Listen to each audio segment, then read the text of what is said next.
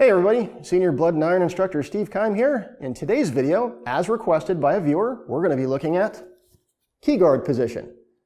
Now, Keyguard can be used on both sides, but for this video, we're going to be using the crossed side as described in Image D of Meyer's 1570 manuscript on page 112, for those of you who have Dr. Forgang's translation at home. In today's video, we're going to show you 3 examples: how to thrust, how to cut, and how to defend from Keyguard position.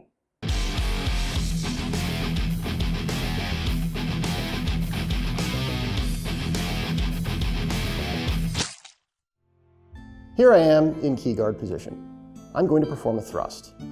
You're going to notice my crossguard is slightly obscured by my left arm. This might seem as an obstruction, but it's really not. As I rotate the sword out and proceed to long point, the crossguard completely misses my arm. No obstruction there at all.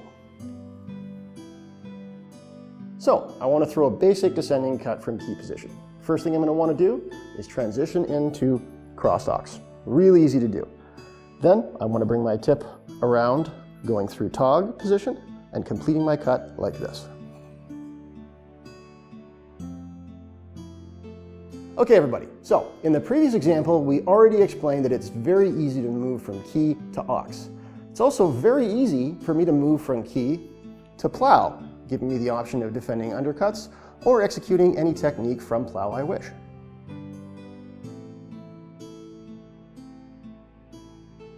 Alright, some partner drills that you can do with key. My opponent throws a descending cut to my head, I just transition into ox from my key position. Again. For a little bit of complexity, add some footwork into it as you transition from key to ox, back up.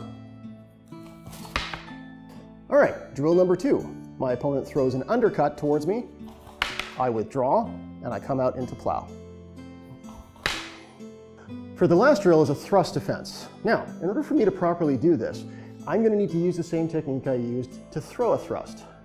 When my opponent throws her thrust, I step offline, unwinding my hands to long point and through to create a wedge, and thrust my opponent in the face.